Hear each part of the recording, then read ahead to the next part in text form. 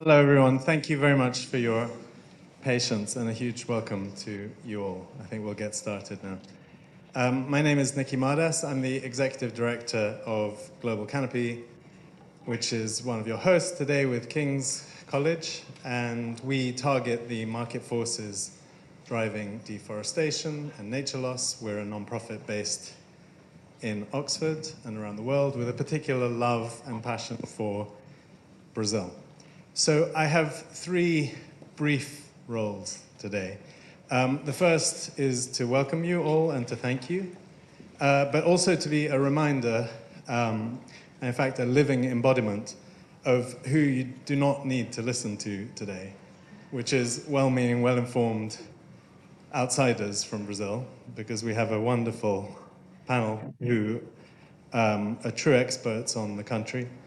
And that brings me to my second role, which is to very much thank and welcome our panel. We have amazing speakers from science, from law, from politics. I think I saw Jose Pugas, who I believe is coming online because he couldn't come in person. That was the plan.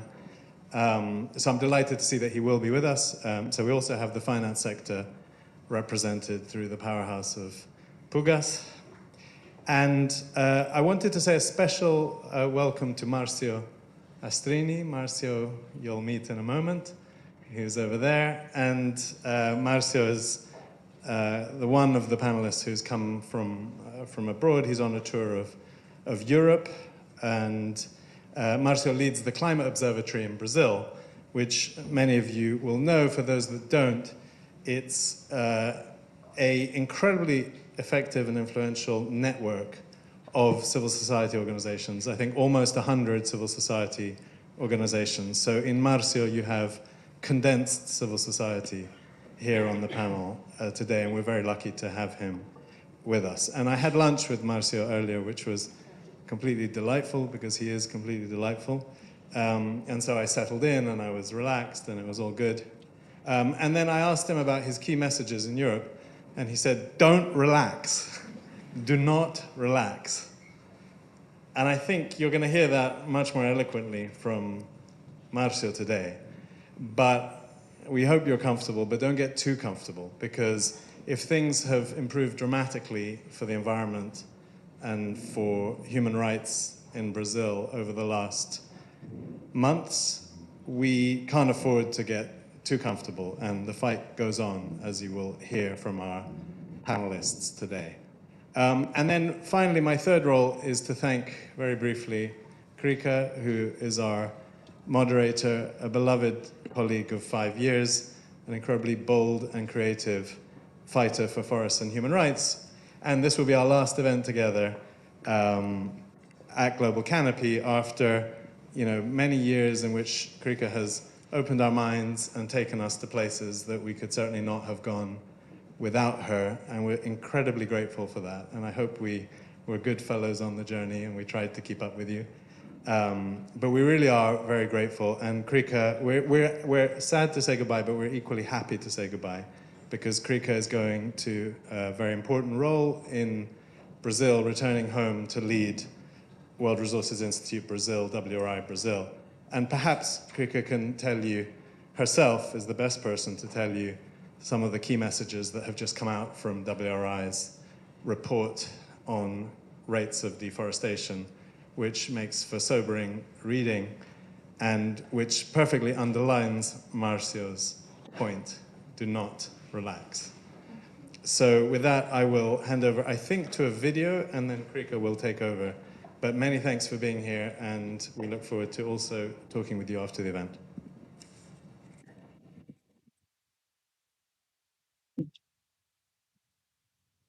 Floresta tropical do planeta Terra. The Amazon represents the largest tropical rainforest of the world.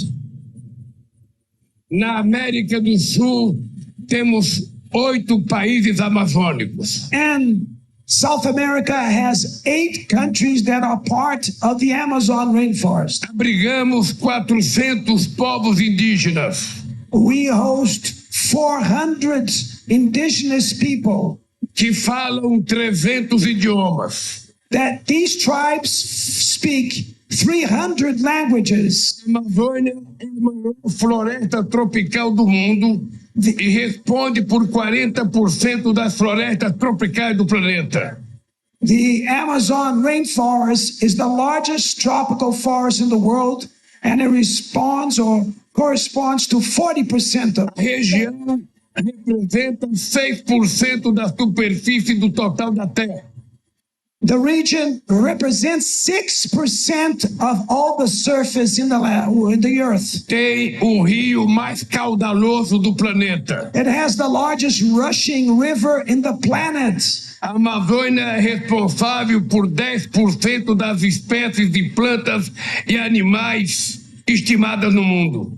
The Amazon is responsible for 10% of all species of plants and animals estimated in the world. 87% da matriz energética brasileira é limpa e renovável, contra uma média mundial de apenas 27%.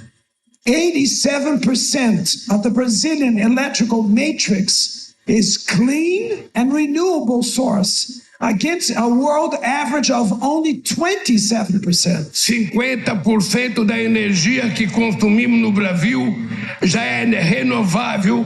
No resto do mundo, esse valor é de apenas 15%. 50% of the energy that we consume, electrical energy in Brazil, comes from renewable sources. Quando tomei posse, dia 1º de janeiro. It's only 15%. Quando tomei posse, dia 1º de janeiro. When I took office on January the 1st, assumi a responsabilidade. I took the responsibility Que até 2030 till the year 2030 teremos desmatamento zero na Amazônia. we will have zero deforestation in the Amazon rainforest.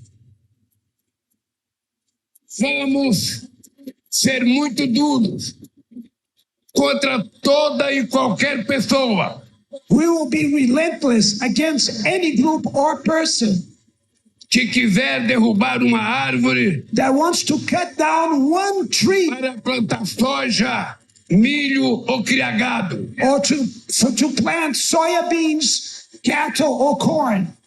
A Amazônia é território soberano do Brasil. The Amazon is a sovereign territory of Brazil. Mas, ao mesmo tempo, ela pertence a toda a humanidade. But at the same time, it belongs to all humanity.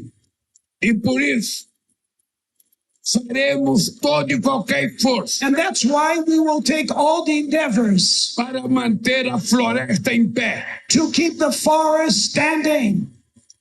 E queria terminar convidando vocês And I would like to end now que ouvem falar da Amazônia todo dia, that hear about the Amazon rainforest every day. que acham que a Amazônia é o pulmão do mundo, And you think that the Amazon is the lung of para comparecer ao Brasil I invite you all to come to Brazil. em 2025.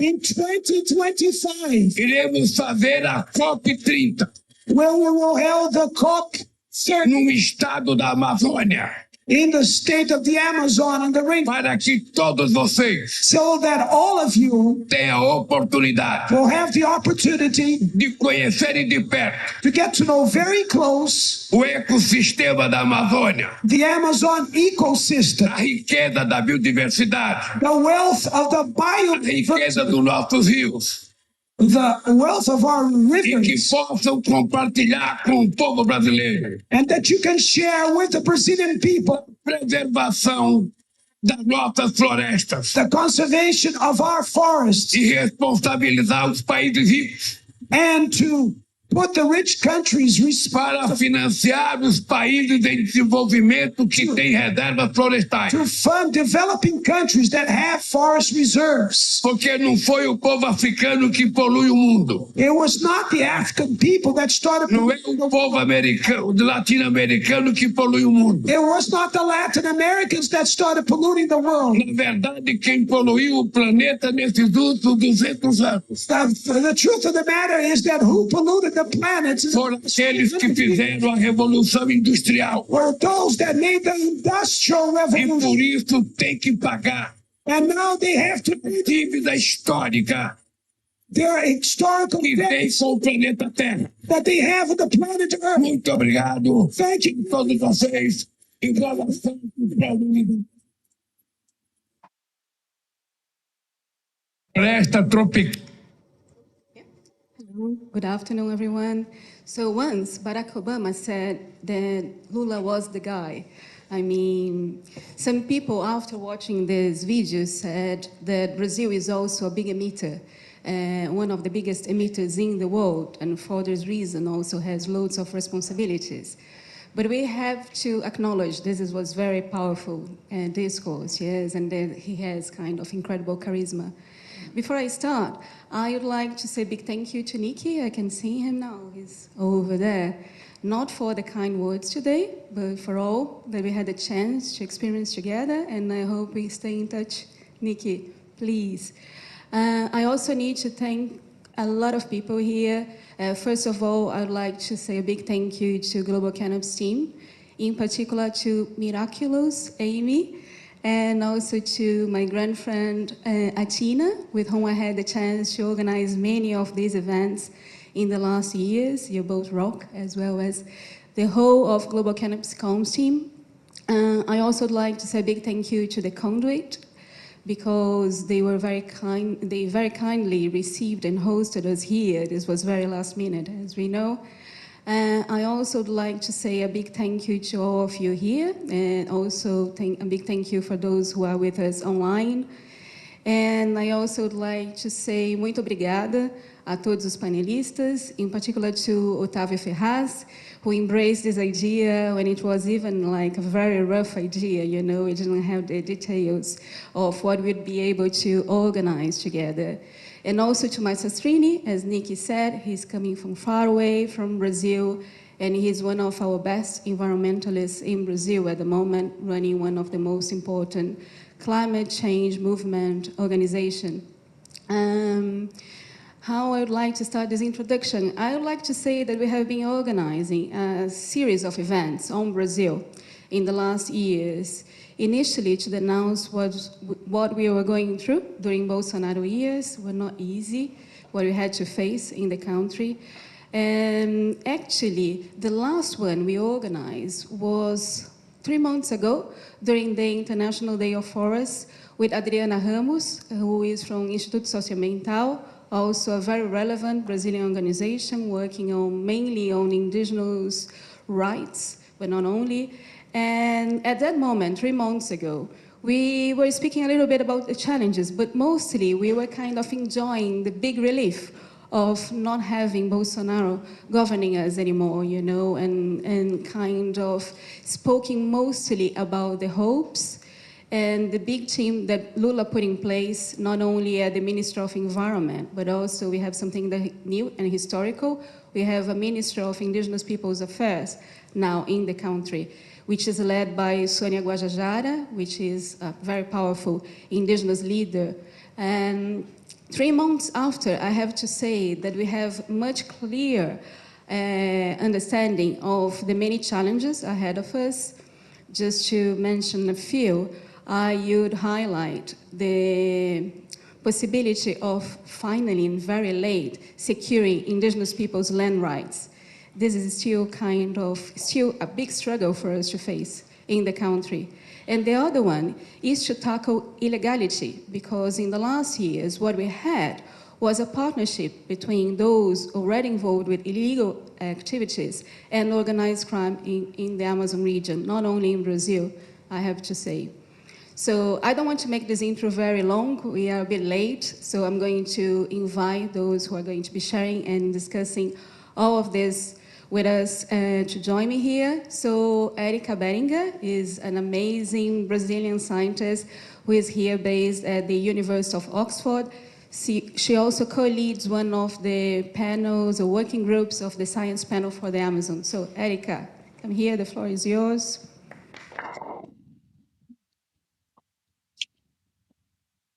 Marcio Astrini, so I think Niki and I have already presented him. He is the Executive Secretary of the Climate Change Observatory. Please, Marcio.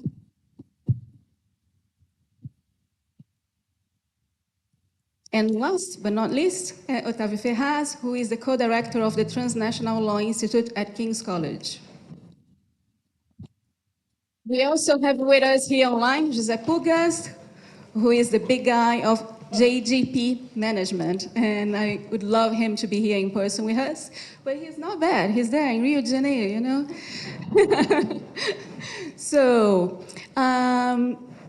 as I was mentioning, yes, we know that we have challenges ahead of us. And we have here, I would say, I didn't have the chance to look the guest list or the people who are here with us in detail, but I would say that we have a very well-informed audience here who know what's going on in Brazil, is reading the news. So I don't think we need to go through like basic information, but I think we could share and offer to them analysis of what happened in this initial 6 months of Lula's government and what you foresee, you know, as part of what would be for you the key priorities in the near future.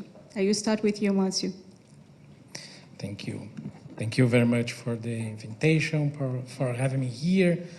Thank you for having me here. If some colleagues I didn't meet for a long time, so it's a pleasure. And congratulations as well to be going back to Brazil. Lula said, and no one knows about that, but Lula said it's one of Lula's achievements to bring back you to Brazil. And so, I mean, just I'd like to inform you, Lula sent me a message to you.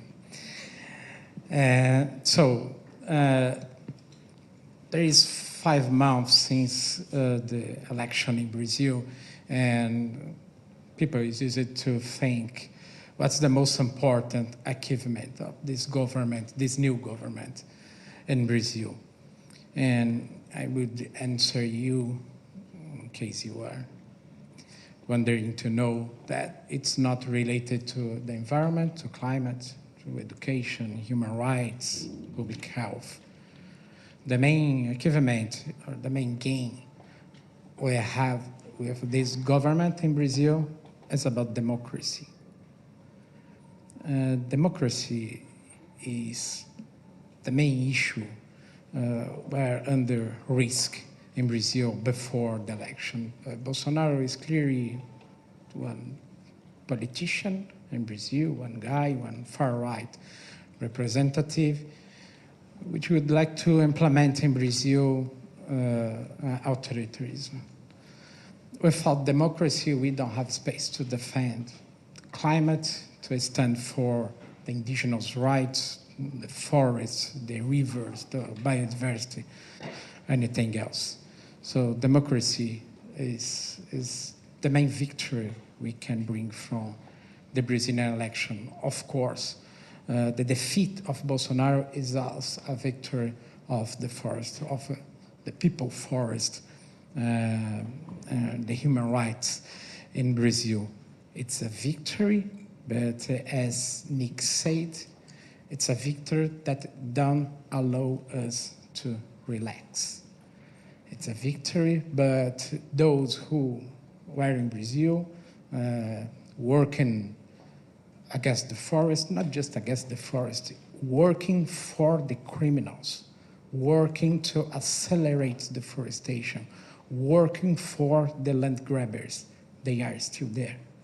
And they are there empowered, they are there working. They are there in the Congress, for instance. The Brazilian Congress is dominated by Bolsonaro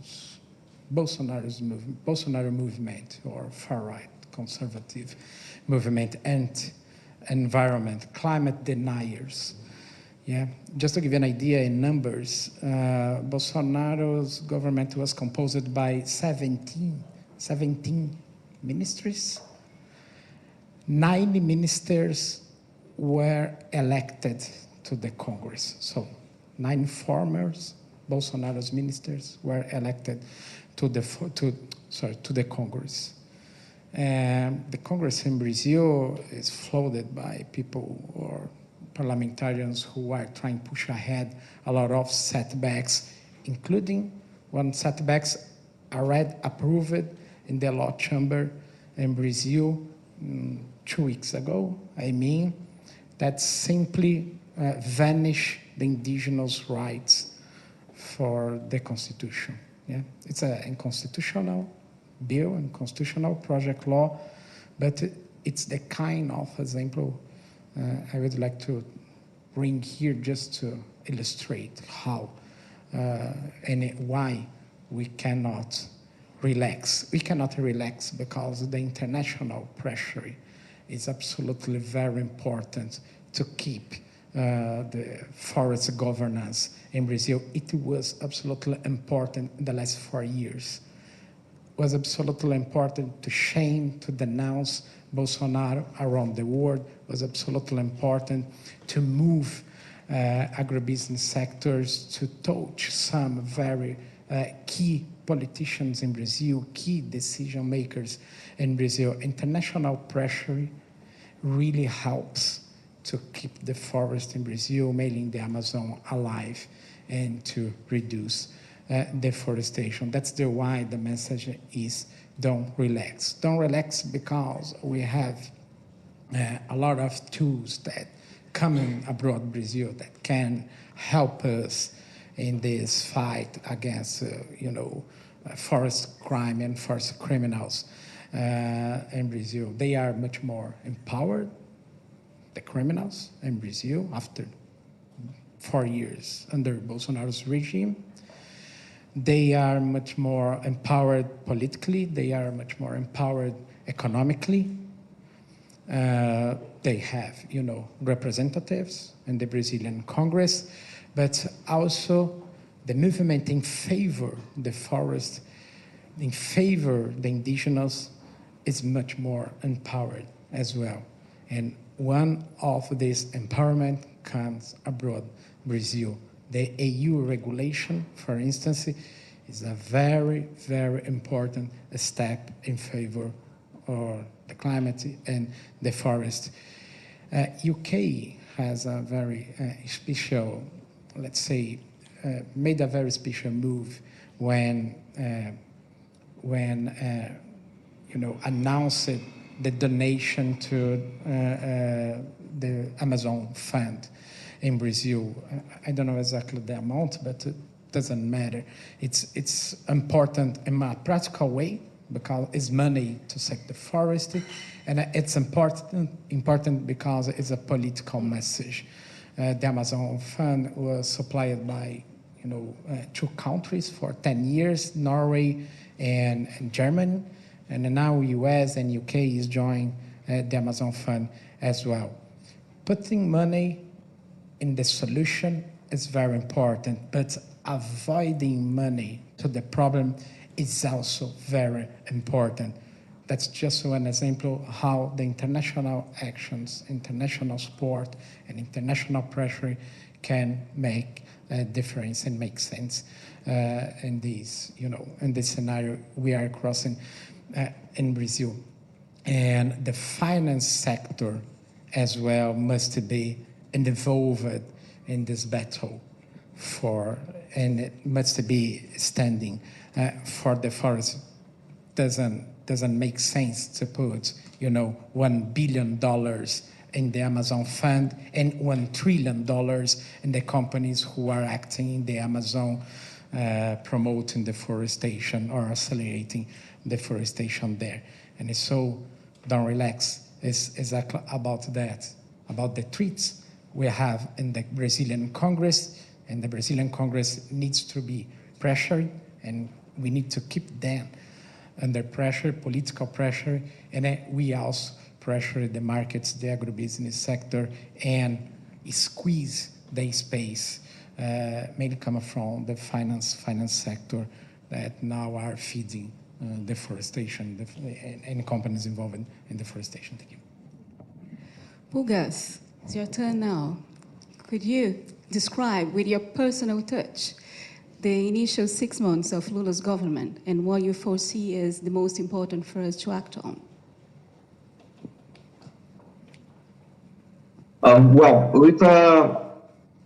Can you hear me? Okay. Yes, perfectly. Perfect. I think that the democratic transition that we have from the prior government to the current government was something that we were really eager, really keen to observe. There was a lot of concern about how the democratic institutions would support more violent transition if it happened. There was about impact probability. The probability was low, the impact was extremely high. So everybody was looking with extremely concern. We had that movement on the January 8th that was very traumatic for us, but we survived. And the Brazilian democracy has survived, and we have to be happy about that because we were able to make a democratic transition by vote. That was something that all were eager to have. And now the scenario is totally different. And our responsibility as financial sector is also a different responsibility. If on the last government, as the financial sector, we had to resist against any kind of attempts against the environmental basic principles on preserving the forest, preserve the biomes, restoring, reforest. Now we have a friend. Now I think that the government is aligned to the same principles we want to keep. How to be environmentally competitive in the Brazilian economy. So when you look at the climate changes, when you look at the new regulations, environmental regulations, we can't contradict that. It's part of our fiduciary duty as asset managers, as financiers, to preserve the best interests of our investors, to preserve the best interests of our economy. To keep the forest standing is on the best interest of our investors, is on the best interest of our economy. It doesn't contradict, it just reinforces. As I'm always talking to Erika, to Nick, and we all have always been considered to be an emerging economy. Brazil is the emerging country, is the emerging economy, it's always the new economic leader that will never be, because we are always waiting for be the protagonist economically. But that was on the last cycle. On the new cycle, we can be the protagonists. It's our decision if you want to be the emerging economy that finally flourish and bloom at declining economic cycle, or the ones that will be leading the next one. I think that as financial sector, the option is very easy. We have to be the leaders of the new economy, of the new green economy. But in order to do so, we have to be conscious of the size of our responsibility and the size of our liabilities as well. We have Amazon. That is one of the best treasures we have. Not the only one, but one of the best ones, among the best ones to have. But it's also liability. We have been driven over 50% of the global deforestation in the last years. There's not something that we want to keep. We want to be on the opposite. We want to be the country that is more reforesting, the first large economy to achieve net zero standards, a real net zero standard, because of our past efforts, because we have succeeded where everyone else has failed. That's the narrative, that the history we want to make. And I would like to highlight the sentence, keep the pressure, keep going, with a very Roman approach. When there was a sentence, Hannibal at portas, Hannibal set the gates, that the Romans used to talk when someone was, when the child didn't want to sleep, and it means that Hannibal was at the gates of the city, was part of the Canna's battle. And Hannibal was a very feared warrior, a very feared army. So the Romans must be watching. Even the powerful Roman Empire could be was at danger with Hannibal. The same thing for us. I think that for our economy, you have to say, Europa's at portas. Europe is at our gates. The world is at our gates. The future generations is at our gates. So we have to fear and we have to comply with the new tide of the green economy. I think that's the best message that we can start on this open remarks, is that we need to prepare, and very different from the old Romans that need to protect their cities, we need to open our gates for this Hannibal. We need to open our gates for those new regulations, for those new trends. There's a way of no return. We have to recognize that and to accept the fact that it's not only inevitable, but it's good for all of us. Thank you very much, Pugas. And now it's your turn, Erika. Please. Thank you, Erika, and thank you everyone for coming today. So the previous panelists brought two issues here, which should be a challenge for the current government, which is the legislative power in Brazil and the finance sector. And I want to bring something else, which is climate change, and which is my area of expertise as a scientist. But first, to build my argument, I'm going to start with the good news, which is what you asked us to talk about, and which is in the first 5 months of the Brazilian government, of the new government, deforestation has decreased significantly in the Brazilian Amazon. And that is such a relief, and we finally feel that you can breathe. That's really, really good news. Combined with that, within the first 100 days of the government launched the plan to prevent and combat deforestation in the Amazon. And that plan was crucial to reduce deforestation in 80% between 2004 and 2012, combined with the actions of the civil society and with major traders on commodities that lead to deforestation. So it's really good to see deforestation decreasing. It's really good to see the plan being reactivated, because Bolsonaro's government completely sacked the plan during their 4 years in power. But 2023 is already posing a challenge. And the NOAA agency in the US has declared that 2023 is an El Nino year. El Nino is a phenomenon of heating up the waters of the Pacific. But what that means for the Amazon is that it's become drier and hotter. And a drier and hotter Amazon under a drier and hotter climate because of climate change means that we have amplified effects of drought that can lead to wild fires. So what I'm trying to get is that 2023 can be, and I hope that I'm definitely wrong on this, but it can be a year that we're going to see the Amazon in flames again on our telly when we go home, and that we feel quite hopeless. And that's something that I feel that the Lula government hasn't addressed in the plan to prevent and combat deforestation.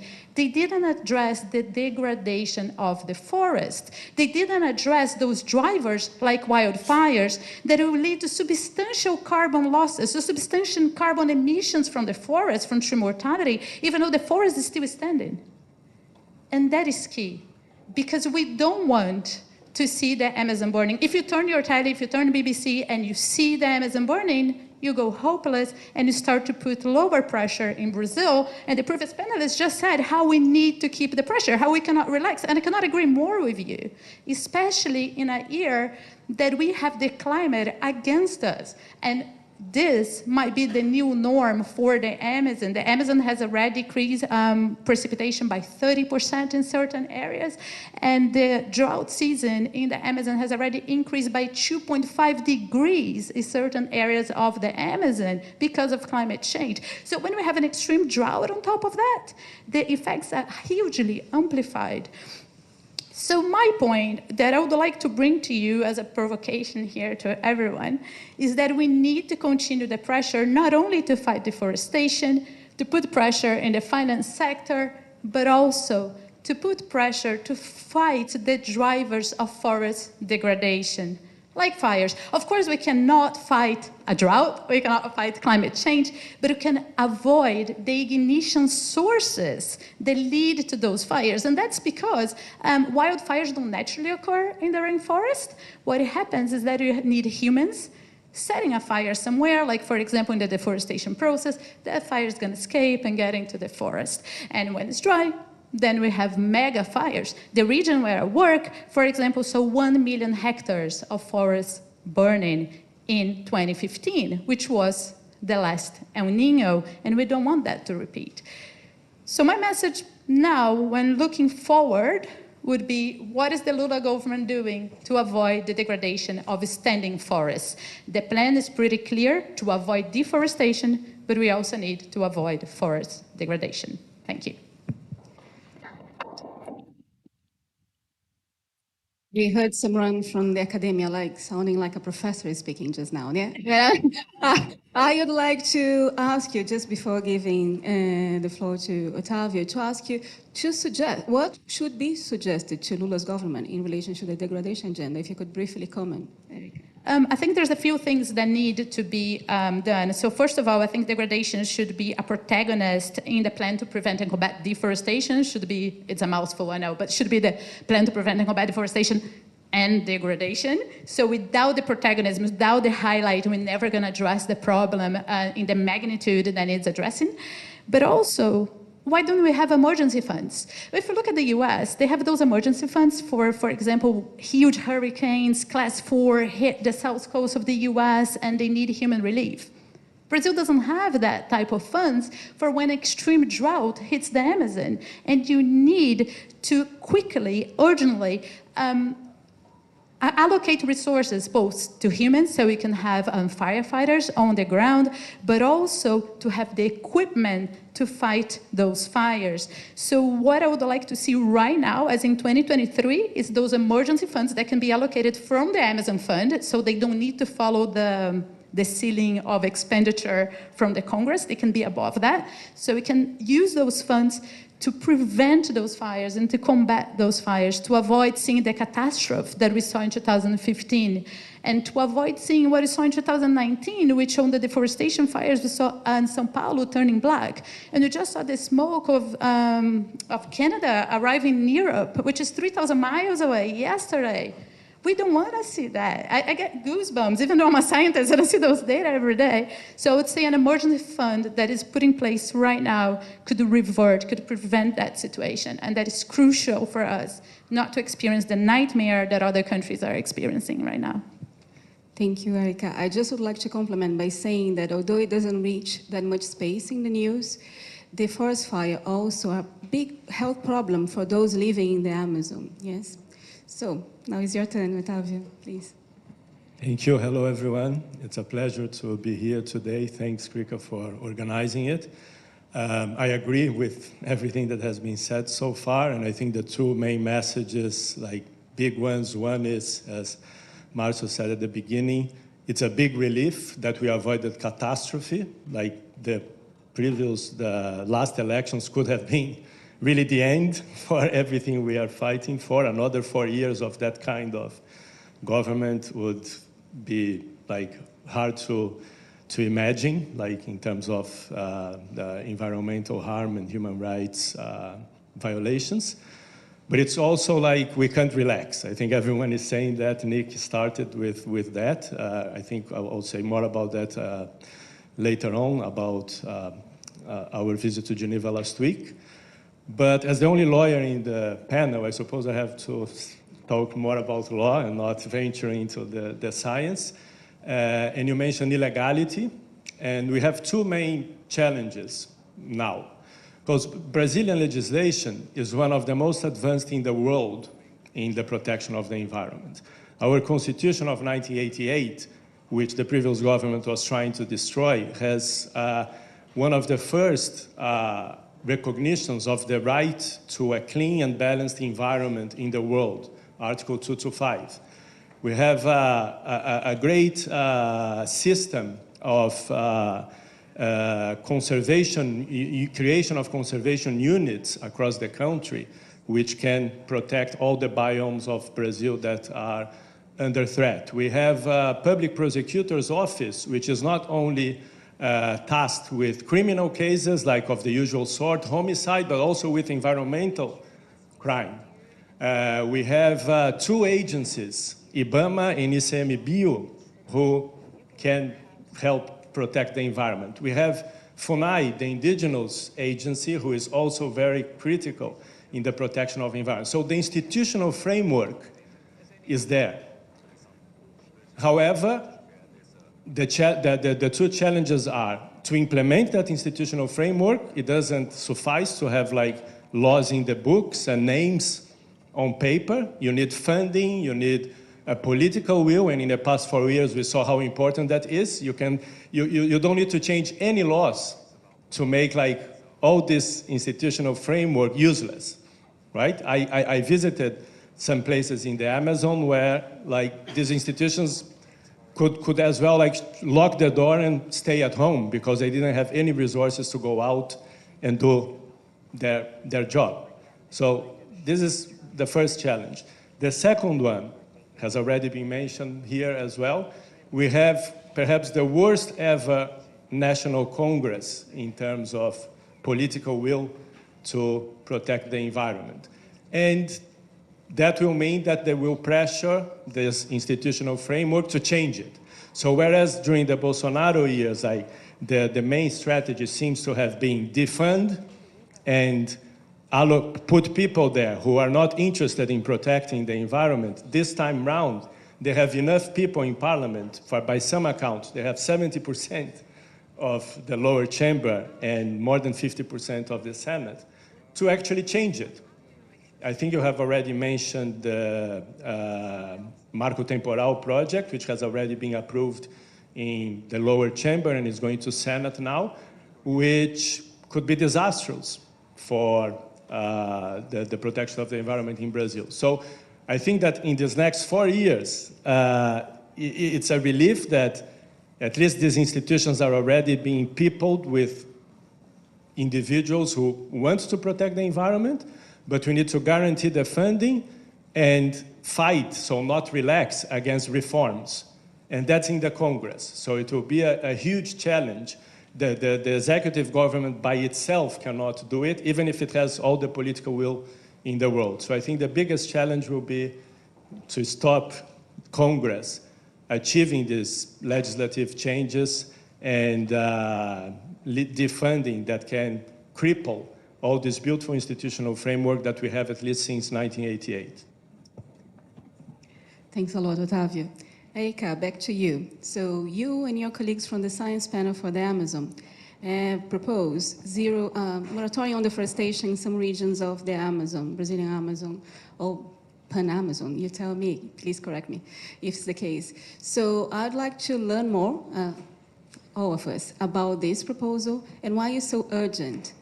And in addition to that, if you feel comfortable to comment, what are your views in terms of illegal zero deforestation and zero deforestation? Yes. You put him in a tight spot.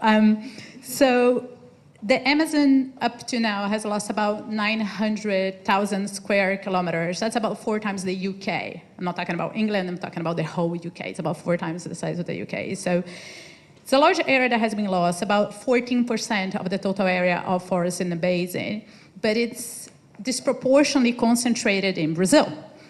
Just to give you an idea, the second country that has deforested the most in the basin is Peru. And Peru has an area deforested 15 times lower than that of Brazil. So that shows the magnitude of the problem that we face home. But still, the proposal of the Science Panel for the Amazons to zero deforestation across the 9 countries. Of course, Brazil is the protagonist on this. It's where most actions need to happen. But deforestation is to zero across the basin. And the reason for it, it's because, and the reason why I brought some of these numbers, it's because according to some climate models, when deforestation in the basin reaches about 20 to 25%, we might have a collapse of the water cycle in the region, and I apologize for getting too scientific about this, but basically 50% of the rain in the region is water that is recycled by the trees. The trees are basically massive water pumps getting water from the soil, pumping back in the atmosphere, and that's why you see those beautiful images of David Attenborough in the morning with the mist of the forest. So that's basically what the forest does. But without the rain, you cannot have a rainforest. And the forest may collapse. It's not going to become a savanna, but it's going to become a forest that is much poorer, it's degraded, it's drier, has much less biodiversity, much less carbon, and of course affects the ways of traditional people living on the land. And affects us all because we lose one of the most beautiful ecosystems on the planet that I particularly find absolutely magical. So we are 14%, we cannot get a 20, and we cannot get a 25. And those models don't take into consideration climate change, which is a massive threat. So that number might be, the threshold for a tipping point might be lower. So deforestation needs to be zero across the basin, not only in Brazil. And this is not an opinion from the Science Panel for the Amazon, it's my opinion. And I think it's immoral in 2023 to say that we can have legal deforestation across the basin. There's different cases. and there's different areas, but every time that you drive around and you see an area that is about 1,000 hectares, 1,000 football fields that have been completely deforested, that isn't justifiable when you have so much land that is already degraded, it can be put to use for the agricultural sector. So I would say zero deforestation till 2030, regardless if legal or illegal. We are shooting ourselves in the feet, and we are shooting our own future. Thanks. Back to you, Octavio. You have just returned from Geneva, where you joined a UN Human Rights Commission meeting in which you and a group of organizations were denouncing Brazil in terms of its violations on the human rights front. So could you share with us a little bit about how was this meeting like, and also what were the main asks for Brazil? It was the meeting of the Human Rights Committee at the UN, which is the organ at the UN which reviews every country that has agreed to an international treaty called the International Covenant on Civil and Political Rights. So every few years, countries have to submit official reports saying how they are implementing all the rights in the covenant, and the rights in that covenant are civil and political rights, like right to life, right to freedom of expression, right to freedom of religion, right to privacy, right to political participation, right not to be tortured. So the state submits a report, and then civil society organizations can submit so-called shadow reports. Because if you only leave the state to say what they are doing, they'll say everything is fine, you don't have to worry. And so NGOs can go and say, it's not like that, here are the problems. So we were there, like lots of NGOs from Brazil attended that meeting. And an interesting aspect of that meeting was that the report was submitted by Bolsonaro's government, but the government who was there to defend the situation was Lula's government. Well, so what Nick and others were saying in the beginning here, we cannot relax, was also the tone of the whole meeting, because all the UN experts who were there were relieved as well that we were dealing with a new government, and a government that is not avowedly against human rights, which was the previous one, but one that is in favor of human rights. But at the same time, everyone was saying the same thing, like the experts of the committee and the NGOs, but we cannot relax. We cannot just say, okay, now everything is fine and don't worry, because across the board, like human rights situation, the human rights situation in Brazil is challenging, difficult, and the new government will have difficulties in improving it. But one thing I wanted to highlight from that meeting is that the usual focus of these meetings at this particular committee, civil and political rights, is torture, the situation in prisons, freedom of expression, which was a problem like during the past 4 years. So the classic civil and political rights. But our organization, the Transnational Law Institute, together with another NGO called Clean Trade and a Brazilian NGO called Terra de Direitos, we were there to highlight an article of the Covenant, which is usually forgotten, but it's article number 1, actually, which talks about natural resources. So natural resources are usually left for other UN bodies, climate change as well, environmental degradation, but we were there to emphasize that civil and political rights are also about environment, climate change, and this is in the Covenant, Article 1, the right to natural resources. So protecting the right to natural resources of indigenous peoples, riverine communities, traditional peoples, quilombola communities, is not only a protection of their rights to access to land, it's a protection to everyone, to the planet, because as we know, there are studies showing that whenever you protect the lands of these traditional communities, deforestation is much, much lower. It's less than 2% in protected areas and more than 30% in non-protected areas. So our aim was to make the Human Rights Committee see that these environmental issues are also human rights, civil and political human rights situations. I think we were reasonably successful, because for the first time you saw a lot of debate during those 2 days talking about the environment and the Amazon and deforestation in a committee that usually only talks about torture, police violence, etc., etc. And very, very briefly, what happens next, Octavio, in relation to this process? Well, now the Brazilian delegation was there, and it was great to see as well for the first time like a Brazilian delegation with more than half of the members being black or indigenous and not just like white middle-aged men as usual. They respond to the questions that were posed to them in writing, and then the committee issues what they call concluding observations and asking for measures. And then they follow up, like they ask the government to implement the measures that they believe are necessary to ameliorate the human rights situation. And then it keeps, they call it a continuous dialogue. But as they were emphasizing a lot during this meeting in 2023, is that their recommendations from 2009 were already not implemented. And remember, in 2009, it wasn't Bolsonaro in power. So I think that it's important to highlight this as well. Many people, especially international audiences, many people believe that the problems of Brazil started 4 years ago and ended with the last elections. Neither is true, right? It's much more structural and systemic, and this is the big challenge for the new government and future governments as well. Marcio, I'd like to hear from you in terms of what you are kind of briefly mentioning in terms of the bills that are major threats to indigenous people's rights. What happens next in this process at the Congress and also at the Supreme Court in the next coming months? Yeah, we have those two processes running in parallel. One process analyzing one question moved by one party, Brazilian party, in the Supreme Court about the marco temporal. It's the date, that can establish one date or one limit to demarcate indigenous land in Brazil. That's being analyzed by the Supreme Court. Another one is a project law, a bill moving in the Congress.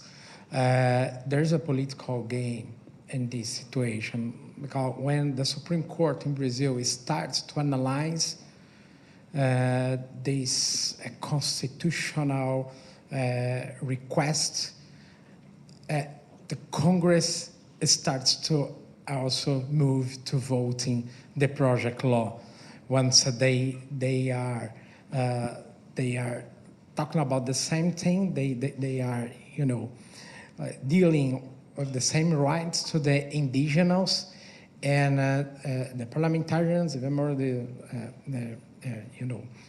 the conservatives, they predict that Supreme Court can give one understand in favor of indigenous. And so that's the why when the Supreme Court start to analyze, the Congress at the same time start to vote, or at least to try push ahead the voting process of this project law. Summarizing, this project law just vanish, just extinguish the possibility to the indigenous land access their constitutional rights to have their indigenous, their lands recognized by the government. There are other laws. Also, it's a package of setbacks in the Congress to be voted. All of them are right now in the Senate. That's a huge problem because there is a political situation very delicate in this game. Once Lula doesn't serve the majority in the Congress, in the Brazilian Congress, and of course the government needs the Congress to approve some law, mainly related to the economy or economic measures. And of course, the government will need to negotiate with the Congress. And one of the points the Congress wants to negotiate is exactly indigenous rights or environmental legislation. Yeah, and so that's a very singular situation, a very difficult balance. But our best ally in this scenario is exactly Lula. Is exactly the president. He has committed to the forestry. You have seen the screen, his speech, talking about zero deforestation. You have never got one president like in Brazil saying about publicly, committing to the zero deforestation, to halt deforestation, to face criminals, to halt, illegal mining gold inside indigenous land. And so it's more than promise. I really have been with him, Lula, in person. 3 times during the electoral running and after he was elected as well. And his commitment is not just a commitment. He really is. He's convinced that climate and the climate emergency, the climate situation, is a threat to poor people.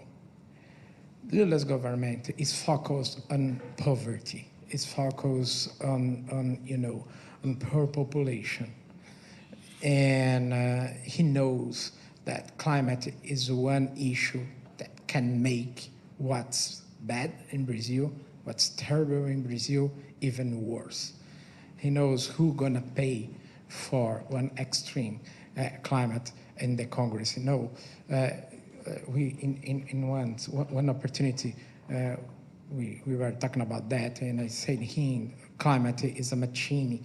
It's a machine to promote poverty and inequality, even more in a country like Brazil. And he not just agreed, but he really said why he think climate is an important, issue and is an important point in his agenda, and linked mainly to the poverty and inequality. So that's the why, going back to the original question, that's the why I am appointing him as our better chance or better allied right now, in case one bill like this bill undermining indigenous rights is approved in the Brazilian Congress. Lula, as president, can veto one project like that. That's also the why we need to keep the pressure over the government and over the Brazilian Congress to ensure the veto in case approval will come. Thanks, Marcio.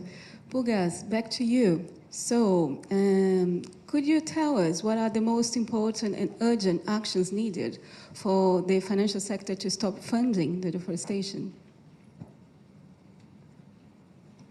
Well, first of all, we need to understand, as financial sector, we are very different from each other. We have the asset managers, we have the wealth managers, there is the banks. So there's a whole diversity of different players. But among all of us, the only thing that really make us look the same, to be the same, is not only that we are here to multiply the capital, but more than that, we are service providers. The money is not ours. The money belongs to someone else. And in Brazil, since the inequality is a huge issue historically, the fortunes are highly concentrated. If you look at who owns the capital in Brazil, we are talking about a few dozens of families and a few pension funds. Those are the driving force of the Brazilian financial sector. They are not the small retailer guy that is investing his salary. They are not the ones that are driving us. So in order to change the financial sector, we have to start talking to those families. We have to start talking to those pension funds. We have to talk to the asset owners. So the dialogue must be very Brazilian approach. We're not internationally, I totally understand that we need to make huge campaigns because the money is very spread. It's not the Latin American reality. So if you want really to push the financial sector to stop financing deforestation, is something that we are starting doing. We need to be aligned to the asset owners, because we need to explain to them why we are doing what we are doing. And most of all, we need to be pushed by them, to be pressed by them to do so. So I think that the first real step to do that, because the regulations already are working very well. We are seeing a lot of changes on the last years because of the European regulation and Brazilian regulation as well. But most of all, we have not seen the change on the asset owners. So you always have a roof. There will be a cap of efforts on the financial sectors. Once again, we are service providers. We are financial service providers. A lot of clamor, for sure. A lot of fees, for sure. But still so, we are service providers. We only do what the asset owners demand us to do. So if, for example, as an asset manager, JGB is one of the largest independent asset managers in Brazil. When we decided to sign the FSDA, the Financial Sector Deforestation Act, in which we commit ourselves to do not invest on commodity-driven deforestation, legal or illegal, from 2025 on. A lot of questions from our investors. What the amount of capital that we are going to lose? What's the amount of profits that we are going to lose when you decide to sign the FSDA? And that's because our investors are a little more conscious than the average. Imagine for another asset manager that is highly exposed to very conservative asset owners. The asset owners just move their capital from one asset manager to another one that will be okay of keep investing on deforestation. We have a very dynamic financial sector with a lot of different players. There will always be a focal one that will see that as an opportunity and that will host the capital to keep investing on deforestation. So regulations is a perfect way, but the asset owners are the best ways for driving a real change. Because if the largest buckets are saying that they want to be deforestation free, even if the smallest one decided that they do not care, they will not be enough to change the ways that asset managers, bank and others, service providers will be to be aligned with deforestation-free finances. Another thing that I think that is great for us to understand from the financial sector perspective and talking about the federal government is that we are no longer in 2008. The reality is very different. Even in 2008, we had a very alienated private sector that didn't want to talk about those topics. Now we have a financial sector and a private sector that wants to be part of the solution. When you look at the PPP with the Bible, beef, and bullets branch of the government, they do not represent the whole sum of our economy. On the other side, they do not represent the agro-exporting companies, the large producers, the real economy that sees that the changes are here, that wants to be part of the green economy. So start talking to the rest of us. So do not alienate us. Do not say that the private sector is evil, that financial sector is evil. I don't want to swim with the sharks. So we have to swim with us because we want to be part of the discussion. And we want to multiply its capital to make it happen. The cost of the changes are extremely high. You can count on us to make it happen, or you can crowd out the market. If you crowd out the market, as happened in 2008, 2010, with the policy of the national champions, you are losing a great ally. There's a financial sector that wants to go in fast with the government and make those changes happening. Not because we think there's ethically is correct. I'm the one, I think that is ethically corrected, but ethics is not enough to change the market. But because we see there is a good recipe for profitability, that's the best way for us to be connected with the rest of the world, and the best way is to attract flows of capital. That's why we're going to, I don't think that financial sector will get away from their responsibility because it's good business. But the government must start talking to us. No prejudice, please. So let's start. It's a good thing to say because a lot of people that don't want to talk to the financial sector, and I totally understand them. But it's time for all of us to be sat at the table discussing the topics that are very transversal to our interests. If you have more deforestation on the Amazon forest, we are not going to have flying rivers. If you don't have flying rivers, we are not going to have any agriculture in Brazil, out Cerrado. So sorry, it's an economic collapse. It's not a thing that I like to see the forest standing. We need to see the forest standing. And the agricultural sector is the first one that once we realize that, will be the best ally to avoid deforestation of the Amazon. Nobody wants to cut off the water supply of the agribusiness in Brazil. No one is crazy enough for that. Cheers, Pugas. I have a follow-up question for him, but afterwards, you ask you to ask questions for these guys. So prepare yourself. We'll have people who are going to be kind of circulating with mics. So Pugas, I'd like to learn more about the Brazilian regulation that you mentioned, and also what are the type of ethical and profitable investments that you have been focusing on in the last years? About regulation, we have seen a lot of efforts from the ANBIMA and FEBRABAN. Those are the two institutions, associations that represent the asset managers, ANBIMA, and the banks, FEBRABAN, creating their own self-regulations, because on the last 4 years, we had to stand for and protect ourselves from any political misuse of the capital markets. Currently, we have some new standards being provided by the CVM. CVM is the SEC from Brazil, with a new standards, the CVM 175, that is regulating the green finance sector and trying to avoid greenwashing. There is a reality that we have to avoid, and also to hunt some bad carbon cowboys.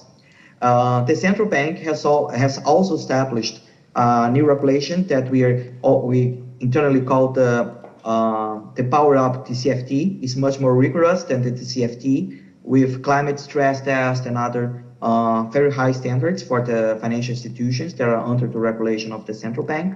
So we have those regulations in place. And now with the new bill for the regulated, for the compliance market, for the carbon market in Brazil, I think that we also have a lot of developments on the carbon market in Brazil. About what we're talking about, ethical and profitability, how to provide returns with good ethics, I think that our case is very emblematic. The best performer fund at JGB, we have a total of $7.5 billion in assets under management. The best fund at JGB is our ESG fund, is the ESG credit fund. It's outperformed all the other funds and is among the top 5 funds in Brazil. And it's already aligned to European taxonomy. It can be considered Article 8+. So we do not invest on deforestation of any sort since the beginning, 30 months ago, and it hasn't shortened our returns. On the opposite, it has increased our returns. So with the last months, when everything on the Brazilian fixed income market has crashed down after some scandals with Americanas and light companies and other companies, we didn't have a negative month. We have survived much better than the rest of the financial sector. So it's a very clear evidence that to invest ethically is the best way to protect our returns. The other aspect that I think there is very important for us, there is no Sophia's choice between returns and impact. I think that both must be connected. If I have a project that delivers wonderful impacts, a company that is delivering impacts, I want to scale up this company, I want to scale up this project. And the best way of doing that is making them financially attractive. They can't depend on philanthropy, it can't depend on public policy, on public capital. It must be autonomous, accepting investors, being competitive, financially competitive. So that's how we are always working to make those projects investable, bankable, financially attractive. It takes a lot of time, I will not lie. Our current pipeline for nature-based solutions, for example, it has exceeded $200 million in total of investments. We are financing 50,000 hectares of restoration. And we have spent 14 months to make this pipeline works in a way that can provide profits to our investors. It wasn't easy, but it's possible. So that's why it's so important for us to be connected to the third sector, to the governments, to subnational and national governments and international community for helping us to create those new players in Brazilian economy that are fully aligned by design with the ESG standards, with the climate change as one of the major concerns, and the deforestation as a no-no on their businesses, on the business rules. Thanks, Pugas. Sorry, just one additional question, very quick one for Erika. Erika, he was mentioning restoration. What's the importance and the role of restoration, as part of not only kind of reducing, the emissions and degradation, etc., but also the social role of degradation, in the next coming years?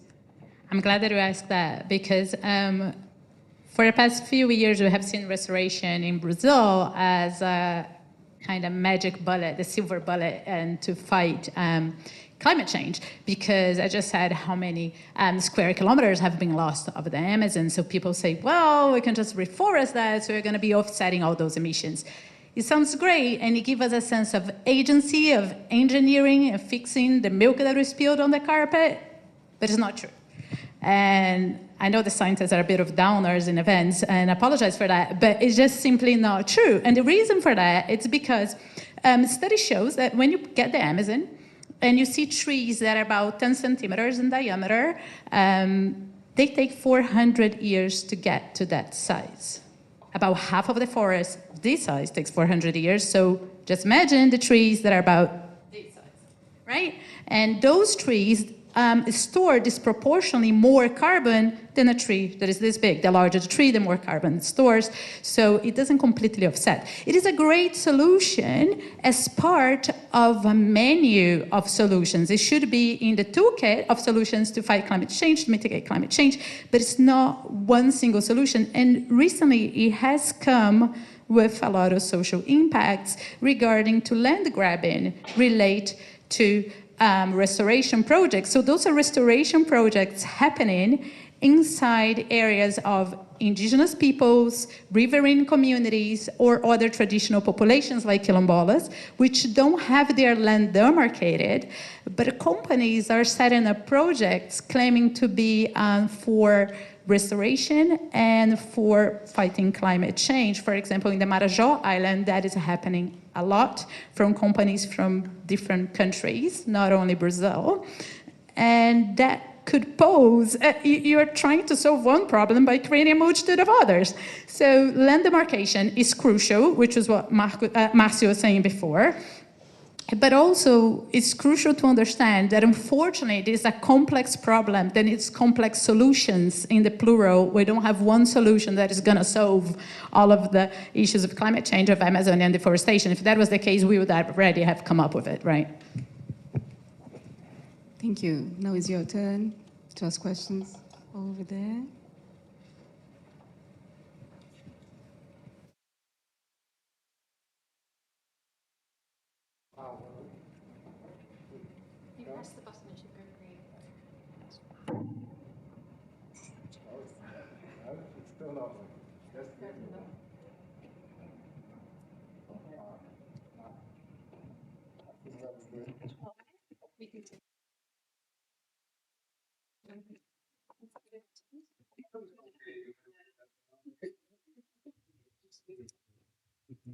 Now that's a mistake because this is for Erika.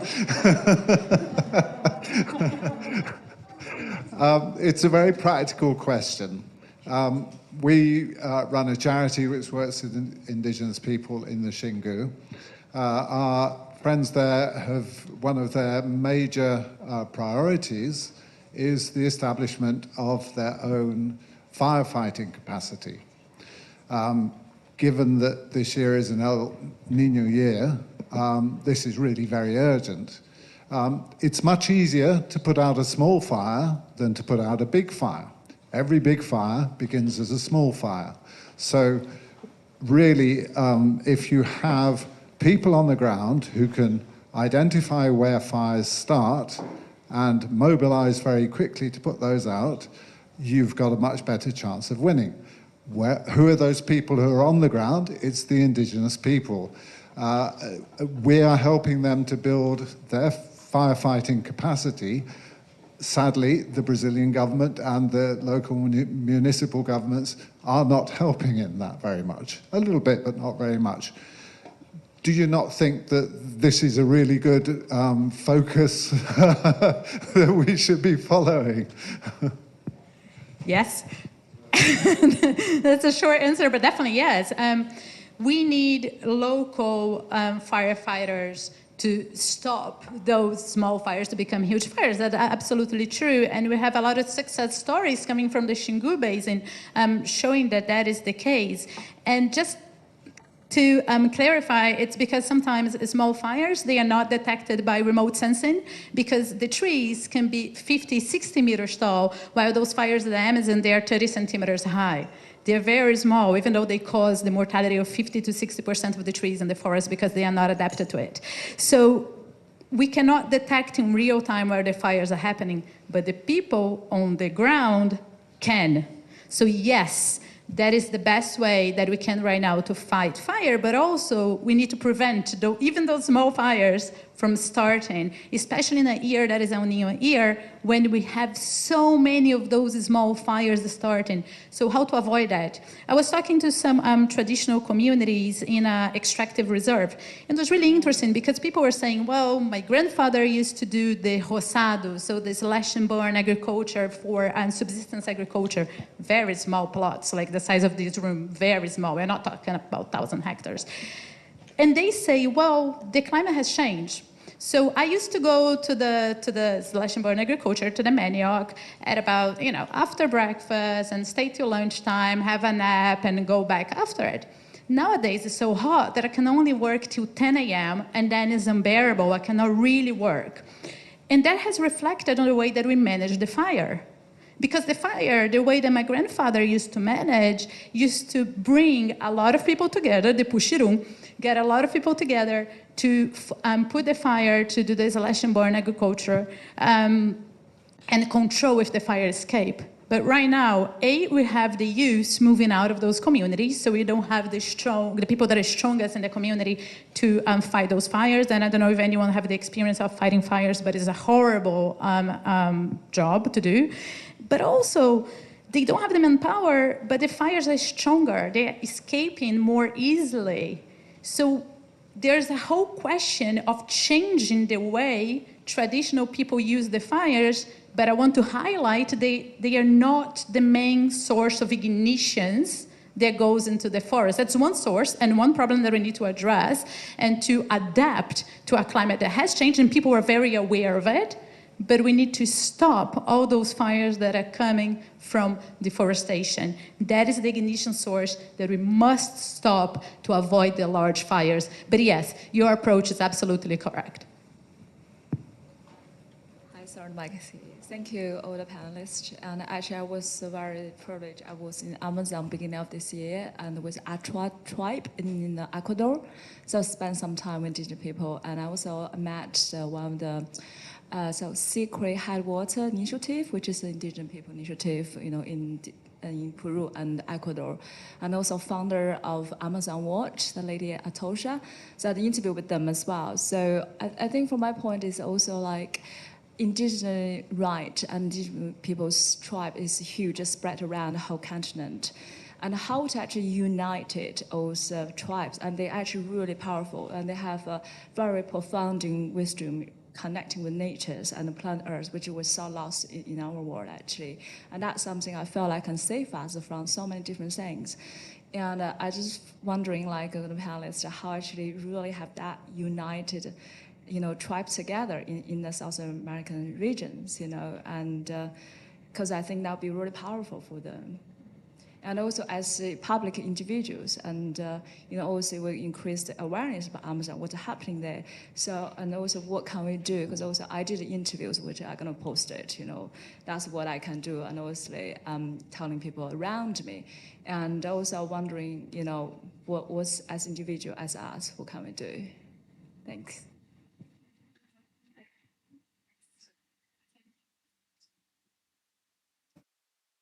Now it's working, yes. So I can start just with a few comments, and then let's see who else would like to speak.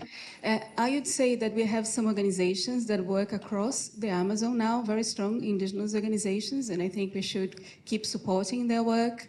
We had something that was quite phenomenal in Brazil in the last decade, the strengthening of the indigenous women movement.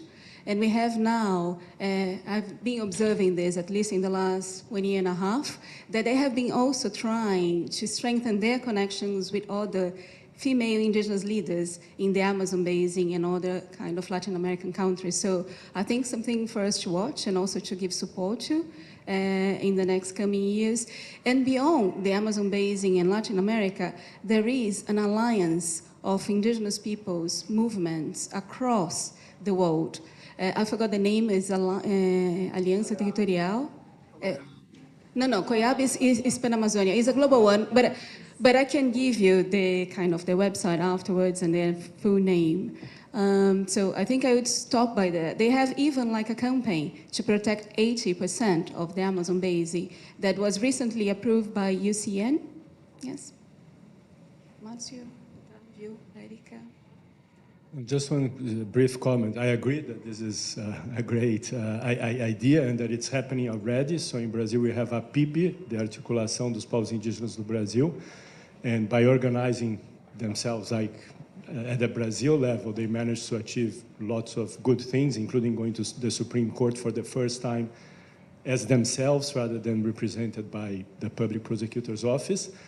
But one problem is that there are too few indigenous peoples left. Like in the huge population of Brazil, 210 million plus now, there are maybe 1 million indigenous peoples according to the last census. So how can they elect enough people to Congress, for instance, that would really make a difference? They have elected a couple now, so it's positive, but they are a minority. So they really need like the solidarity of other peoples and international movements to be able to achieve things.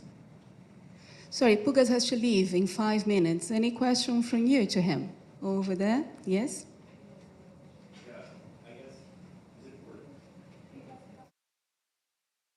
Okay, sorry. I guess that my question is for all panelists, but I guess that his contribution is also important.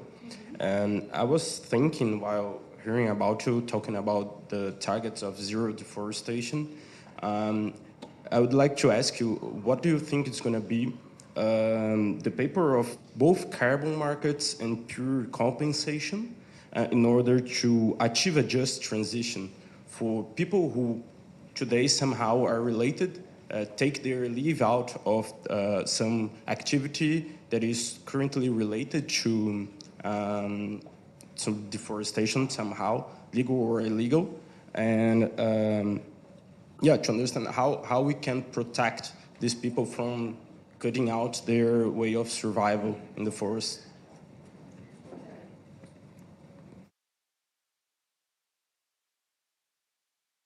Pugas, over to you. Okay, thank you. The sound was a little troubled, but about the volatile carbon markets on how it can protect people and the way of survival, correct? Correct. Perfect, thank you. Well, it's a very tricky one. Mostly because in Brazil we are suffering from carbon fever currently. So a lot of new funds and companies are concentrating on the carbon market, on voluntary carbon market, the same way that we have the new regulations for the compliance carbon market in Brazil. So personally, I'm very concerned about the carbon bubble. There's a lot of carbon credits with very low quality, very low integrity being issued. They do not have any social and biodiversity benefits. That would be the minimum safeguards to protect the people at the ground, to say that there is not a speculation on the carbon credits, but the carbon credit is a new stream of revenue for those on the ground that wants to protect the forest, that wants to provide ecosystem services. At the same time, that I don't see that when you have a carbon project, we need to understand how that piece of land can also act as an economic stakeholder. Not just providing carbon credits, but how it can also help to provide food, how to help to provide jobs, how to help to provide revenue for that territory. So it's very different when we are talking REDD+, and when we are talking about restoration-based carbon credits, when you have a very degraded land, when you want to restore that on a highly populated area. The question is how we can also add the carbon credits, other revenue streams such as agroforestry, such as non-timber forest products, how to create an economic powerhouse inside the forest.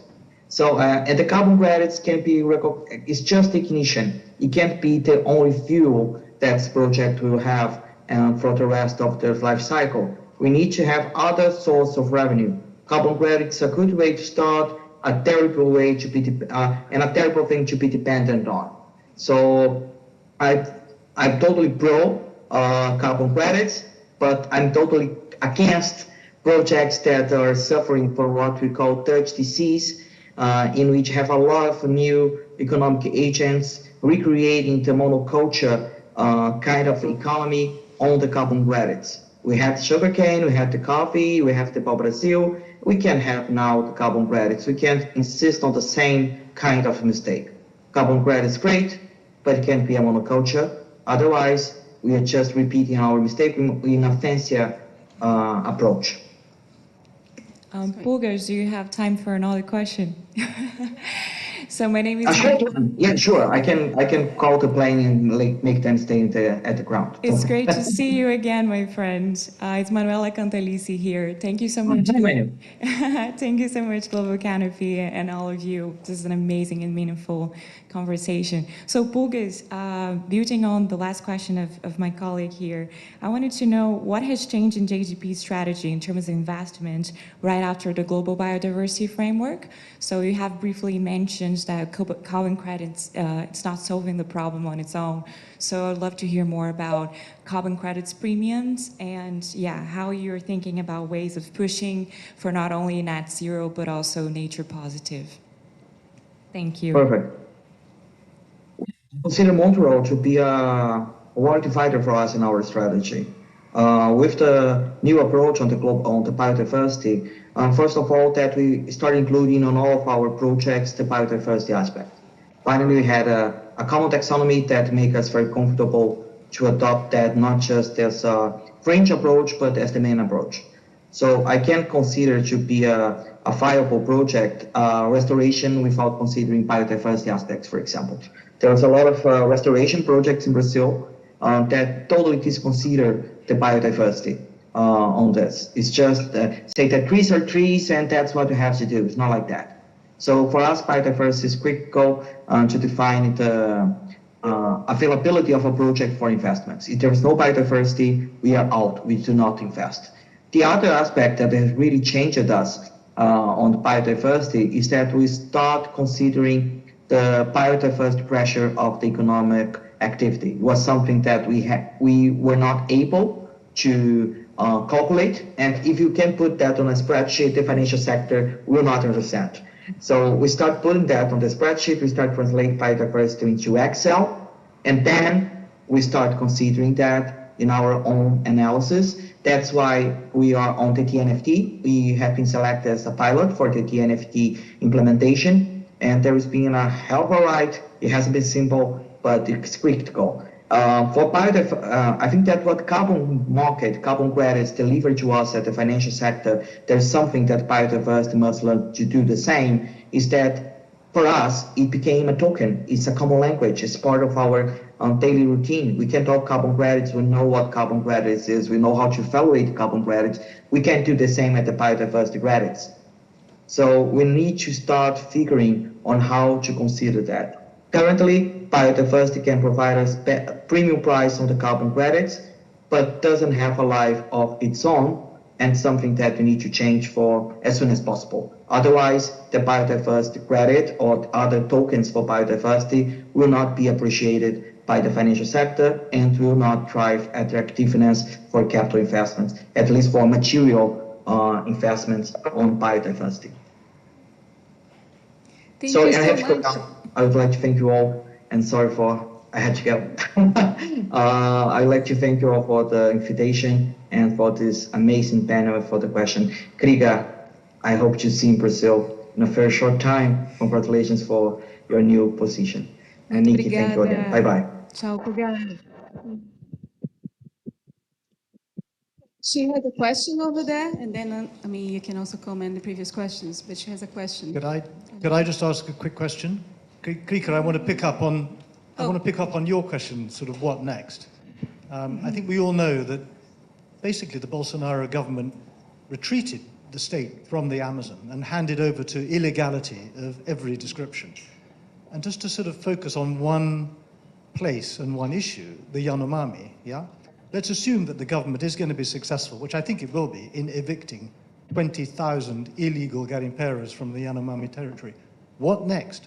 What are those 20,000 people going to do, which is something positive rather than something negative? Can you repeat that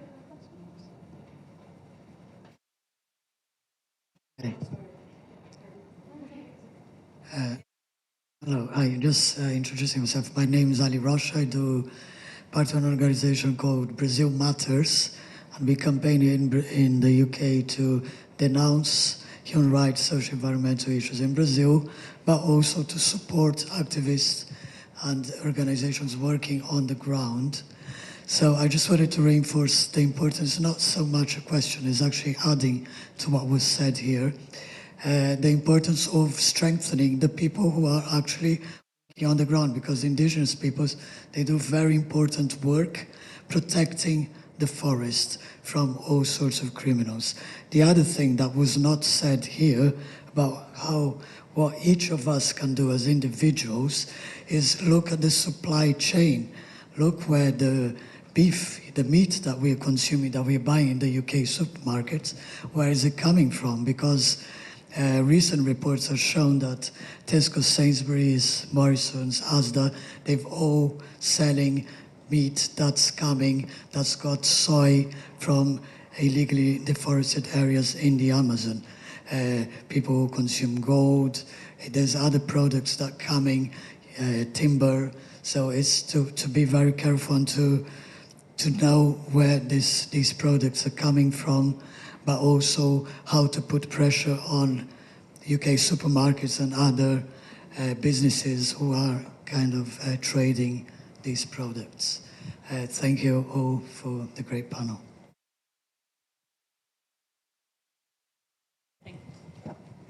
Hi everyone, my name is Rebecca. I'm an independent photojournalist working mainly with traditional communities in Brazil. And my question is very similar to, I forgot your name, sorry. Which I wanted to understand, like, because a lot of the, not only indigenous, but quilombola, riverine people that we barely talk about, the small farmers as well, they are known for holding the knowledge on how not to just tackle climate change, but to protect the environment.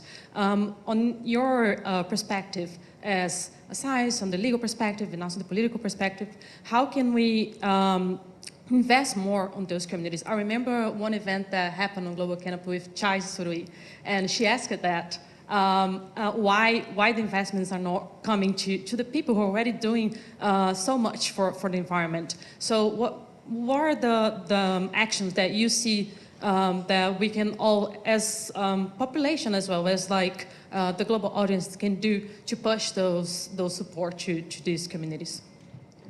So I'd just like to start with 2 comments to respond to Rebecca, and then I ask you to add your own thoughts. So Rebecca, I was in Brazil last week, and I learned that the Ministry of Environment is currently developing a national policy on bioeconomy, and I think this is going to be very focused on indigenous peoples and traditional communities. There are also lots of discussions on establishing and adding new funds that go directly to these communities in Brazil also. So we have Fundo Podali, that's managed by Coiabe, but there are not new ones emerging, you know, so I would suggest you to watch out to these initiatives. In relation to what you said about our relationship here and the UK consumption of commodities produced in Brazil, this is at the core part of Global Canopy's work, and we have loads of data and information about that. So I would suggest you to keep watching what are the latest reports and also guidance and projects coming from Global Canopy in the next coming years. So, Marcio, over to you.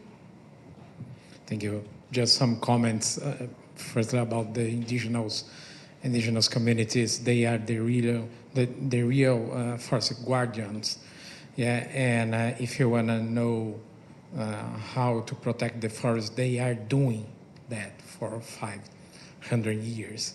Yeah, and so we need to learn from them, and also protect them, not pass to them their responsibility to solve the problem, the deforestation or climate. But for instance, they must be one of the communities or population target when we are talking about adaptation, for instance. Yeah, because indigenous, they are protecting the forest, protecting the climate, and are the communities who will pay more for extreme weather.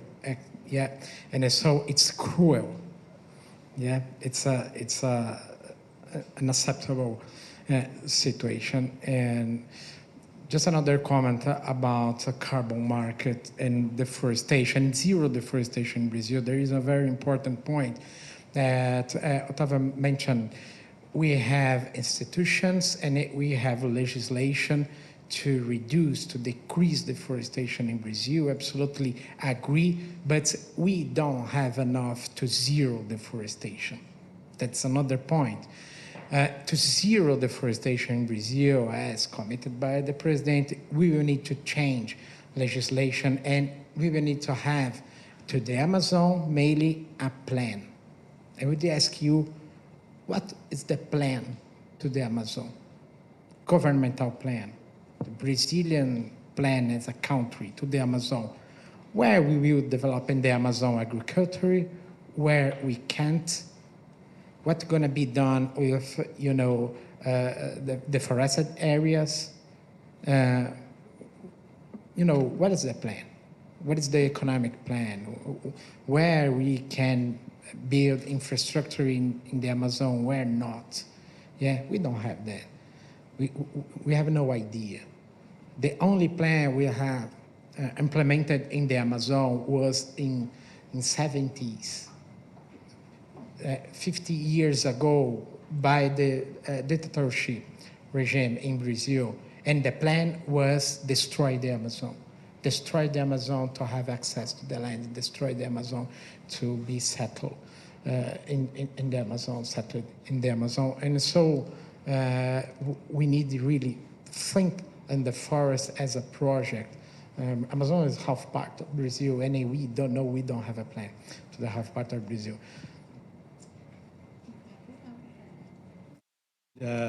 Just picking up on this point, I totally agree. We need a positive plan. And on the only plan we had, which was destroy the Amazon, it links to the question of that gentleman there. I'm skeptical about being able to incorporate all these people that moved to the Amazon in that destruction plan into a kind of bioeconomy that will sustain all the 20 million plus 30 million, I think, people who live there now. So I'm not an expert, but I think that demigration from the Amazon must be part of this big plan. We cannot think, no, the Amazon is a place that can sustain like millions and millions of people. I think that that's not sustainable. I have a couple of answers for you too. And your question is one that has been bothering me for years. And the reason is because I work with some people that used to be garimpeiros. People that left the garimpo, that left the illegal gold minings because they got 6 malarias within 6 months. They lost 20 kilos and they got no money. Actually, they had to get loans from their families to pay the debt that they created in the illegal gold mining in this view of the far west that they're going to be rich. This never happened. But why it never happened? It doesn't happen to the regular Joe from Bolton. That's where it doesn't happen. It happens for the people that hold the machinery. The people that hold the machinery, they cost millions and millions of dollars, and they can explore the large tracts of land. And the same applies for cattle ranching. So what to do with the regular Joes and Marys? What happened to those people? I don't have the answer for that. But I think that since the 70s, we have a planned absence of the government, of the state in the Amazon. We open roads, but we don't open schools. We don't open hospitals, as we've seen in the pandemic, that there are only ICU beds in the whole state of Amazonas, which is 12 times the size of Holland. Isn't the capital, is in Manaus, and people spend 3 days to get a boat, get to an ICU bed, and of course they died in the middle of the way without oxygen. So I think a greater presence of the state, and by the state I don't mean only command and control operations, I mean hospitals, schools, and other job opportunities through bioeconomy. But yes, I don't think the bioeconomy is going to solve all the problems. But in relation to your question, we have a study coming out that shows how much little investment the North region, so which we use as a proxy for the Amazon in that study, receives in terms of investment in science. And we have whole states that don't have a postdoc on biodiversity, like Roraima doesn't have any postdocs on biodiversity. So it's really interesting that we hold 60% of the territory of Brazil as the Amazon, but 60% of the grants to fund biodiversity programs are not in the Amazon. So it's a greater investment on the region and fixating researchers to be able to work and develop their research teams in the region is essential, and to have programs specific for that, specific for the Amazon, for the region, to develop education, and education at a higher level, at PhD level as well. The last one? The last question. Lucky me. Thank you so much. Hi. Amazing, really interesting, very, very moving as well. I've recently met a tech entrepreneur from Sao Paulo called Pablo Lobo, and I'm communicating with him here on WhatsApp, and the question is really from him. He's I think quite well known for Storm, which is a health tech platform. I guess the question is, with regards to helping democratize and raise capital, so is there some opportunity for a tech platform where investors, and also, in terms of retail investors, so even small amounts, can basically be part of a community, like the Conduit is a community, but be part of a community which is specifically about, raising impact investment for projects and helping find each other on some sort. Is there something like that? I mean, would that be helpful, do you think? Erika. I'm a researcher. I don't understand anything about money. I'm in the wrong job. It sounds great, but I don't have the scientific background to answer your question, and I apologize for that. But in principle, it sounds great, but I don't think I'm the best person on the panel to answer that. So.